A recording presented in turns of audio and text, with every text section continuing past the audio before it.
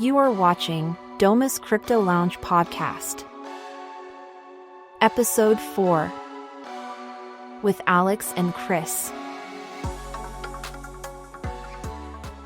Hello, everybody. Welcome back to a new episode of Domus Crypto Lounge. And as always, we have Chris Euler alongside. How are you, Chris? I'm doing all right. How about yourself? Good, good. It's I know you are a bit under the weather right Just a now, little so bit. Just a little bit. hopefully it's not gonna affect you too much with voice and everything. So yeah, before we get started, as always, disclaimer: we are just chatting. We are not offering any kind of investment advice. Do your own research and everything. So let's get it started. So let's discuss about what happened this month in September. Yeah, well, what didn't happen? I mean, the biggest thing that we saw, obviously, was from Powell with the expected reversal on the federal interest rate decision. And, I was looking for a 50 basis point cut when they finally decided to do cuts. I think they started cutting too late. And it's kind of funny that they're now targeting several cuts even before the end of the year to try and catch up. So this is just to put this in perspective, like this is the first time they're cutting rates in 4 years, which is not a small thing by any means. So to say that it's a reversal of policy is true. It's a complete and utter reversal. We were seeing unemployment starting to rise, a little bit of stagnation coming into the market, and that's what the high interest rates do. They basically slow down the market growth, and they were seeing for a couple of months that unemployment was coming up a bit.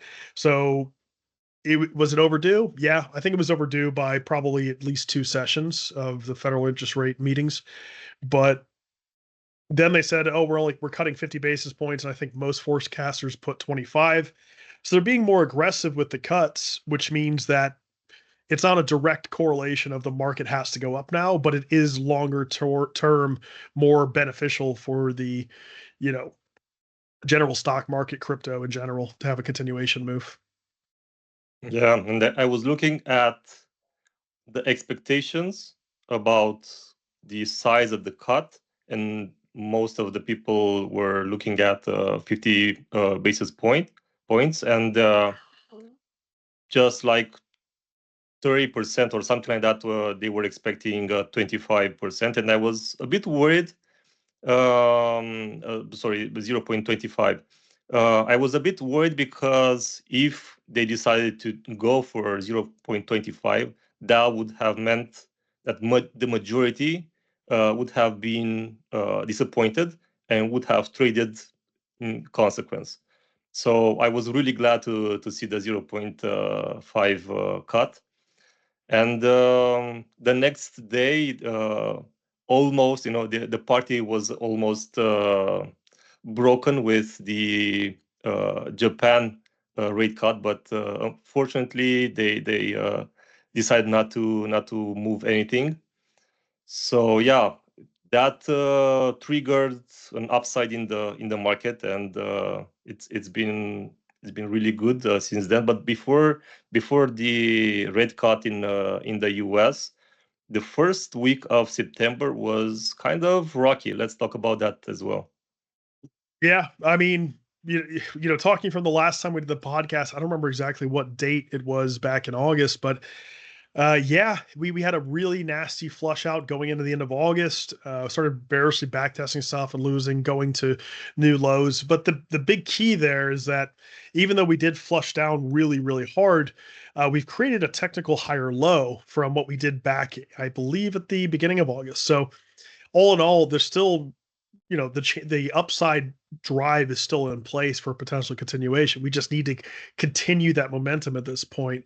I think the biggest thing now with that kind of like last push down, if you look at the amount of open interest that was taken out of the market, and even since Friday when we had the CME report coming in showing that asset managers have reduced their long positions by about a third, it doesn't necessarily mean that the market has to go down. It just means that, well, generally speaking, a lot of the asset managers get it very wrong on Bitcoin, as we saw in the previous cycle. So, as far as I'm concerned, with that downside move, the recovery of it was nothing short of a V-bottom recovery. We've now reestablished support at key levels. The vast majority of liquidity is above us. And I believe a move up at this point, if let's say, for example, the Bitcoin just decides to full send to new all-time highs, you're talking about potentially 20 billion in short liquidations, which would occur. So really what we're doing now, especially since that big flush out starting at the beginning of September, is we're building back some of the long books, but it's still primarily more short than long, since we haven't made a new all-time high since March, and every single level since then has allowed more, larger, lower leverage positions to kind of build up since then. Yeah, and you mentioned we hit a higher low, and maybe we can discuss a bit about that and explain to people why that is important. Yeah, so this is more like a technical analysis point, which is effectively when you think of trending price action, so the price going up or down. If it's going up, you want to see pretty consistent higher highs and higher lows. So the price never moves like smoothly to the upside. We'll have an impulse up followed by another impulse down, and then a higher high, and then the next move down will be a higher low, and so on. And you have upside trending price action. So now when you actually get trend reversals, you look for, well, since March and since we started breaking down, we've been in a technical downtrend. So we're making lower highs on lower lows on very high time frames. Now, with that move, since we've had since the 7th of September, that low, that is now potentially the higher low for the overall market direction. We still haven't gained back the important stuff yet. We're not back above August as an example. We want to clearly establish higher highs, but the market is looking pretty solid today as it was comparatively at the beginning of August, when it looked like it wanted to just fall off a cliff back towards 42K. So that's the big difference in trend change. When you're looking at it from trending up to trending down, you want to see clear breaks. If you're trending up, a sequential lower high and lower low can usually trigger that trend change, and the inverse is true for the upside, which is what we're seeing now. Yeah, and let's discuss a bit about the importance of the US rate cut. Why was that important for crypto? Because we have, apparently, or from a non-connoisseur, let's say, point of view, there's no relation between crypto and the US rate and everything. So let's discuss a bit about that. Well, yeah. What people kind of tend to forget is the more institutional adoption of Bitcoin that occurs, the more that Bitcoin will, and crypto in general, will start trading more, such as traditional financial assets. So as stocks, indices, et cetera. The more they're involved, the more they take into account interest rates, the more they try to price in potential interest rate cuts or increases in the market in general. So a lot of times when you'll see the interest rate drops, it's not a direct correlation to upside drive. It's more of a lagging indicator of, okay, well, they're cutting interest rates. Historically, when you start cutting interest rates, there's a potential recession or a downturn that's looming further on in the distance. But usually it means we'll have a potential sell the news event, which we haven't had. But in general, it's still continuation until the market starts to top out. That's effectively what we're doing, what the market tries to do. It tries to price in economic data and events as they come in. And it's not really a tradable event more than to say anything that's not forecasted, or if it's outside what is predicted, then it becomes a volatility event. So the market will try to adjust quickly to the new data. Yeah, exactly. So let's move on to another really big news regarding BlackRock. This month they have been pretty busy. So we can discuss about the ETF options and their report. So let's take it one by one. Let's discuss about the options and why is that important. Yeah, so end of last week, I believe it was, we saw the SEC basically approved BlackRock's spot Bitcoin ETF for options trading. So what this means is it doesn't mean that it's got the live trading. It still has to go through the Options Clearing Corporation, the OCC. It still needs to go to the Commodity Futures Trading Commission. So it's not at the finish line. It's over the first major hurdle to get options trading coming in. So Effectively, options now enables investors to buy or sell assets at a predetermined price, and it allows them to speculate on price movements. The idea effectively is that this is a major increase in potential institutional liquidity. Options trading, especially since they're looking to trade it on the iShares Bitcoin Trust, the IBIT is going to be their ETF product on the NASDAQ. The idea that options are coming into this massive increase in liquidity, and it's just a huge win for the space in general. So this in turn adding liquidity to something that's already supply restricted, right? Bitcoin is deflationary. This is now going to attract more big fish, and it leads to potential scenarios such like a melt up, which is still kind of a looming issue where Bitcoin supply, especially on exchanges, is very limited right now. It's at like historical lows. So if there's not enough Bitcoin, there's not enough supply of Bitcoin to cover the demand, you literally get a price melt up that just basically full sends to the upside. And technically speaking, we would consider this in like the stocks perspective of a gamma squeeze. So this is like when stocks rise rapidly because there's the market makers and the people who are buying, they're buying more stock to cover their options position. So it's driven by high demand of call options. Long story short, effectively what it means, like I just said, it can lead to a melt up scenario where the price has to dramatically and exponentially increase to cover that new demand. Yeah, and every time we hear about increase in liquidity, that's a really, really good news, because it implies not only more interest in that asset, but less potential volatility in the future because there's a lot more liquidity there. So you cannot actually, as a big fish, you cannot manipulate the price as much because there's a lot of liquidity there. Exactly. And that's the number one thing. It's all about liquidity. And if you have a massive increase in, big fish institutional actors who want to get involved and want to get exposure to Bitcoin, and there's not enough Bitcoin to cover that demand, the only thing you can do is to massively increase the price. And that's what we, again, gamma squeeze, melt up, whatever you want to call it. Yeah, exactly. And yeah, let's discuss about the report they issued. We're gonna link their PDF in the description.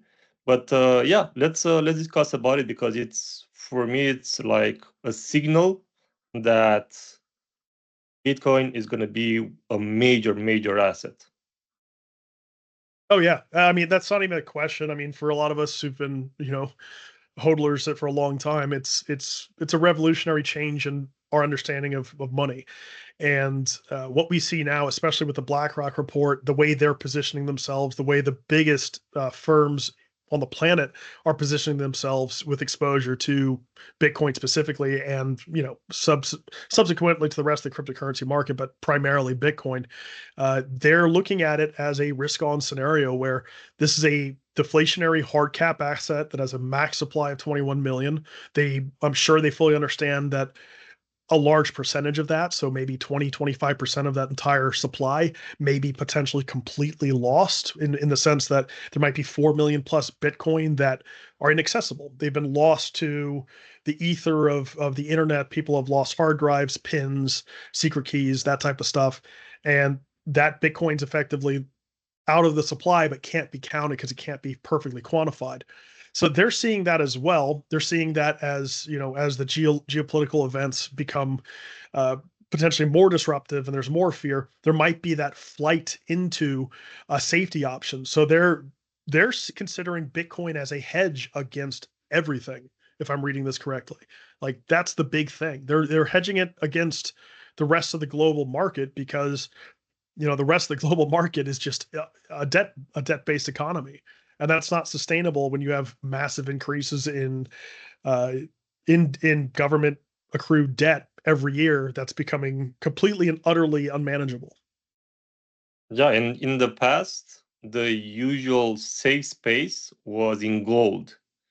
But Yes. that actually, so right now there's Bitcoin as an alternative, and it's starting to look better than gold. And maybe we can discuss about that as well. Yeah, traditionally, yeah, we've seen people looking at gold as a hedge against the general markets, kind of like to cover potential. I mean, don't get me wrong, gold will still perform very well if that's the case. If we see people exiting traditional, say, currencies for Bitcoin or for gold to kind of hedge against inflation, which I'm expecting inflation to start popping back up if they do it too fast with the interest rate cuts, and in general, come on, we know the banks are pretty much broke at this point, so. Um, I think the big thing with that is the overall return year on year, and the fact that gold, a lot of it is paper, whereas Bitcoin, you can't. It has to be settled on chain. Even Blackrock issued just the other day with Coinbase that they have to settle all of the transaction within 12 hours through Coinbase, which is BlackRock's primary institutional OTC provider. So it's not anything crazy to say that yes, gold performs well, especially in volatility in the markets, inflation, all that stuff. But comparatively, it doesn't even perform well against inflation. It over time, it hasn't performed well against the global M2, the US M2, the money stock effectively, and that just shows me that the only thing, for example, that's currently making new all-time highs when accounting for inflation is Bitcoin. It did it back in March. It made an actual natural inflation adjusted all-time high, where even though we're at all-time highs with the indices and with stocks, it's the currency that it's being calculated against, the dollar, is so devalued and inflated that it's not a natural new all-time high. And that's the big difference. So yes, will gold still return well? Sure. But you know, do you actually own the gold? No, you don't. You do own the Bitcoin. That's the difference. Yeah, and something that we can think as an historical trend is that back like even 2 years ago, most of the people thought crypto is just a temporary um, thing that is going to disappear because it has no value. People are creating cryptocurrencies out of nothing, and this is cannot be sustained. Right now, one of the biggest fund in the world is indicating that Bitcoin is a world-class asset, and the trend is to increase their holdings in Bitcoin, and they consider it on par, or maybe, as you said, in some conditions even better than gold. So this is a massive, massive, massive indication that crypto is not just something temporary. This is indicated that it's a real asset trended in all over the world. Big institutional funds are holding massive, massive percentages in their portfolio, and the trend is on the upside. Yes, I mean that's everything in a nutshell. And they see it, the way they lay it out is that this is a hedge against a massive debt bubble that is completely and utterly incapable of being fixed. We can't manage the debt. The U.S. debt spending is higher than their defense spending, so it's an unmanageable debt source. And if that's the case, and the conditions are there for hyperinflation, then I would say Bitcoin is the only bet, the only true bet that you can reliably know will protect you from a potential severe correction in the market that'll happen in the future. Yeah, exactly. Yeah, let's get back to what happened after the US rate cut in terms of the rest of the cryptocurrency market. I'm talking about the altcoins. They showed some signs of life, let's say, after a really, really bad year. So let's discuss about that. Yeah, so we did start seeing that after kind of like the big move down back at the beginning of the month. And it's still, I wouldn't call it an altcoin season yet. However, there are some conditions that are changing, and it's not just specific to altcoins. I would say that ETH finally, and even just in the last 2 days or the last I guess, in the last 4 or 5 days, really, has started to actually regain things after being in a perpetual downtrend, if you think ETH versus Bitcoin, for almost 2 years. So, are we truly in an altcoin season market? Not yet. Is it good to have some exposure to altcoins in case there's that potential continuation? Absolutely. I think the last month and a half, 2 months have really been great for people who are trying to DCA into smaller cap options. And as always, the ones that'll perform the best are the most functional tokens outside of if you're pure gambling on the meme coins, the degen coins. But yeah, the conditions are pretty ripe for potential flip on that. We see that on dominance as well. Bitcoin dominance has continued a major uptrend as it has for, I think it's been uptrending effectively since March of last year. So, or even before then, it was uptrending quite well. So you could even argue from January 2023, the Bitcoin dominance, Bitcoin itself dominating the rest of the cryptocurrency space. And that uptrend is still continuing today, 18 months later. Do we see some signs of weakness, some potential rotation into alts? Sure. Is it a good time to potentially spread some risk, DCA, and some things? Yes, absolutely. However, the primary of any portfolio, especially crypto, still needs to be Bitcoin. Bitcoin has to move first. It has to have the bigger move to the upside, a big expansion before we see the true capital rotation away from the high caps into the mid and low caps. And that's the general direction that moves. Yeah, and something that you said is really important, which is to look for the fundamentals behind that cryptocurrency, that token, because we have some really, medium caps that have no utility and they're still really big. Now, I'm not going to mention anything because I don't want to put the spot on some of them, but a general idea, or let's say recommendation, is to look for the utility and the function behind that token. Is it inflationary? Is it deflationary?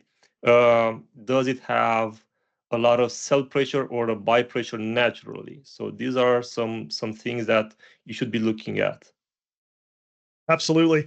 And at the end of the day, the truth is, especially in the crypto space, the price of the coin doesn't always represent the value of the project. And that's true in stocks. Like the value of the stock does not equal the value of the company. It's just the speculation of what the price should be. So the undervalued ones that will perform, obviously anything AI will perform well. We're still in the AI growth bubble. I think that will continue. We might get something similar down the line to what we saw in 2000 with the dot-com bubble, but it's not showing any real indication of slowing yet. The big thing there is you also need to look at the price action, which is if something's just continuously going down, no matter how good the product is, no matter how good the utility, it's probably still going to go down. And a lot of the altcoins that were around from last cycle and the 2017 cycle, they haven't and won't make new all-time highs. That's just the reality of the market. There's newer and better technology coming out, newer blockchains, newer ways to do things. So that being the case, you still need to look at things that have high return potential. Good risk to reward, good price action that's actually tradable, or in long term you can actually DCA dollar cost average in to get a position. And that's the most important thing. However, I will always say default to Bitcoin. That is the number one, especially given the institutional interest currently. Yeah, exactly. So don't sell everything that you have on Bitcoin and put on altcoins. That's really not a good idea. Um, and yeah, you mentioned something about the relationship between a cryptocurrency of a project and stocks, because the principle is similar, especially for those that don't have an actual utility and the buy pressure, natural buy pressure. You can look at them as basically how much value does the underlying company and the project have, and what's the potential there. And you can have like a relationship similar to the company and their stock. Yeah. So And I mean, yeah. Yeah. So what was your question on that? Just like what the relationship is, or? No. I was just mentioning that there is a relationship similar to traditional companies and stock with altcoins and their project and the health of the project, the potential of the project. But if that token also has an utility, a really strong utility, like Domus Crypto will have by the actual interaction with Lia or a trading assistant, that's going to become really powerful on the long run because it's natural. Basically, it the buy pressure in the market will grow as our project will evolve and as Lia will be used more and more in conversations, in recommendations, in telling her to just buy Bitcoin or other altcoins. So this is really, really powerful on the long run. Most of the other projects struggle to keep the price stable through artificial means like market makers, a lot of liquidity in the market, but we can actually have this naturally by this kind of utility. So yeah, let's transition because I was mentioning Domus Crypto. Let's transition to what will happen in October. And let me just start with Domus Crypto because October for us is going to be pretty big. We are in the middle of preparing a beta launch of our product. So starting with next week, people will be able to actually log in and start trying the product and interacting with Lia and helping us to train her more and more because we are not building another exchange in the market, another assistant that is a chat GPT based and with no data behind. We are training a model that will be, as I like to call it, the next Jarvis from Iron Man for crypto trading. So Leah will help you not only with insights, with news, with recommendation, but also she will be able to actually place orders by just you tell her, hey, buy me some Bitcoin, and she will be able to do that in our platform. So you can be behind the wheel, at a traffic light, and just discussing with Leah as Iron Man discussed with Jarvis, discussing about the market and what's happening in the market, and asking for her opinion on what should they do, and tell her, hey, buy some this or sell some that, or hey, if the rate cut will be 0.5, buy 10K of Bitcoin. If it's 0.25, buy just 5K. So this is really massive because we already have like limit orders where you can place an order at a certain price. This is limit orders on steroids. You can actually connect a buy order with an event that happens or anything that you can think of. So the sky is the limit. Yeah, and I think that's probably one of the coolest possibilities is that you don't just have typical and pretty standardized conditional orders, but now you've got the ability to look outside of that, so you can hands freeze, like you said, hey, if this thing starts creating higher highs and higher lows, go ahead and buy me some of an altcoin, buy me some Ethereum. If we actually start trending back to the upside, you can use her to automate trades effectively using different types of automated trading bots that are built in that she has access to, and portfolio rebalancing. She can remind you, hey, you haven't rebalanced your portfolio in X amount of weeks. This is looking actually better if you kind of switch your allocation. And something like that, just as a general kind of assistant, it's basically like having a financial guru sitting next to you, being able to give you all the data so you can make informed decisions, which is the most important things. Yeah, and what's really important is that this financial guru understand you personally, understand Yeah. your preferences as a trader, as an asset holder. So I'm gonna get some recommendations or a type of conversation with Leah. You're gonna get another type of conversation altogether because of course you're the expert from the two of us. So actually, Leah will adapt the level of information or the technical jargon that she will use based on your preferences. So this is really huge because this was something that I would really struggle. I was discussing with experts, hey, what's the market gonna do in next month, or what should I invest in, or something like that.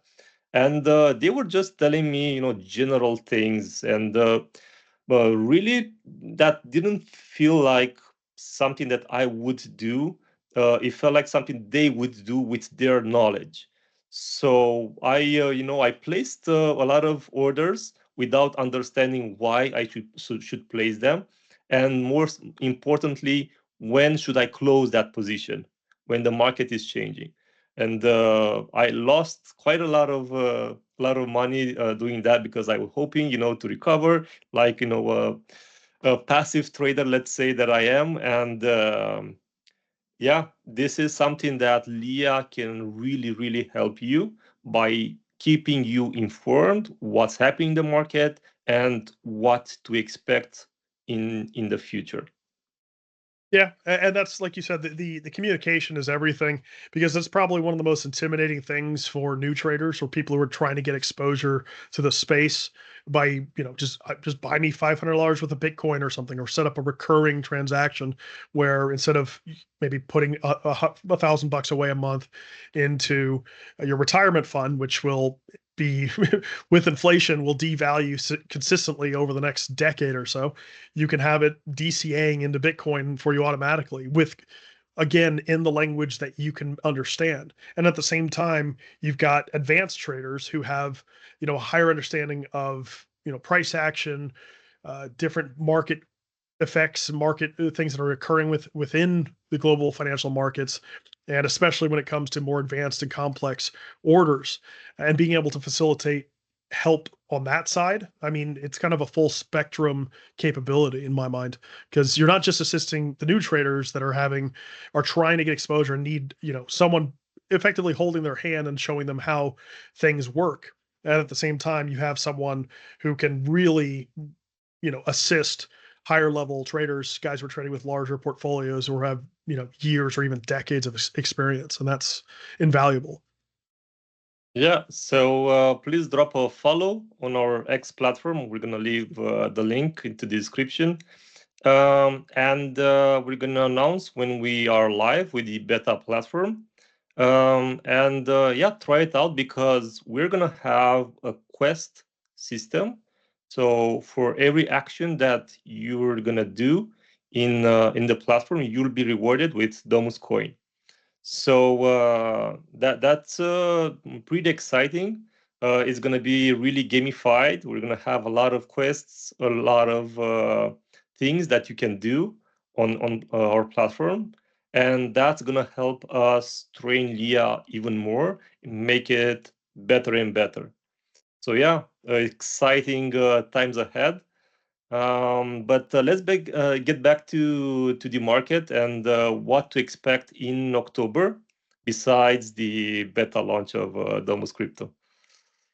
Yeah, so for the time being right now, Bitcoin is trending up very strongly. The problem going into October is this has been an interesting Q3. So is it Monday, I believe? Yeah, Monday is the 30th. So Tuesday next week is the first. That is the official open of Q4 for 2024. This Friday, you have quarterly options unlocking across the markets just because it's the last Friday in Q3. So look out for a big volatility increase as all of, like, you're talking about billions in capital unlocking effectively and to be potentially deployed in other places. Generally speaking, Q4 is powerful. Statistically, Q3 is the worst performing, Q4 is the best performing. November is one of the best performing months.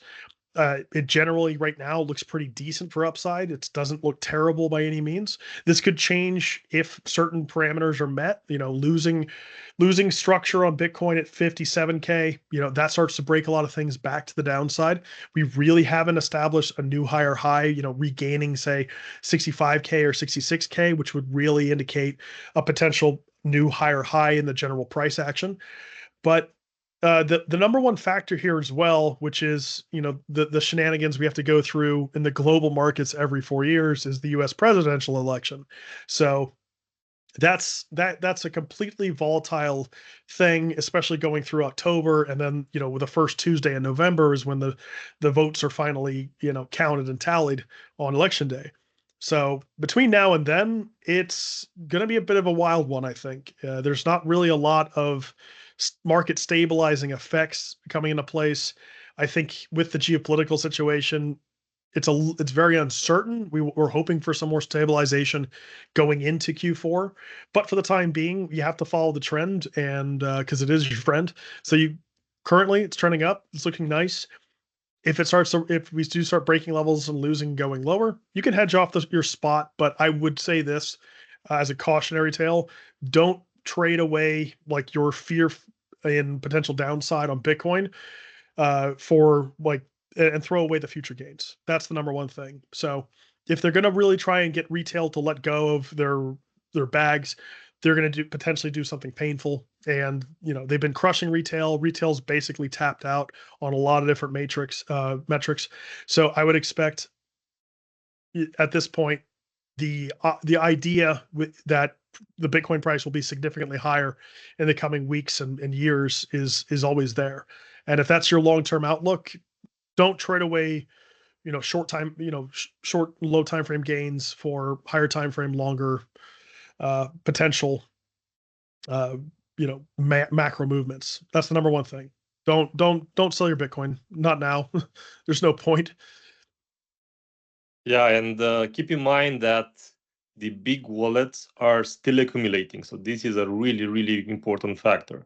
So the Yes. big guns in the market think that Bitcoin is going to go way up.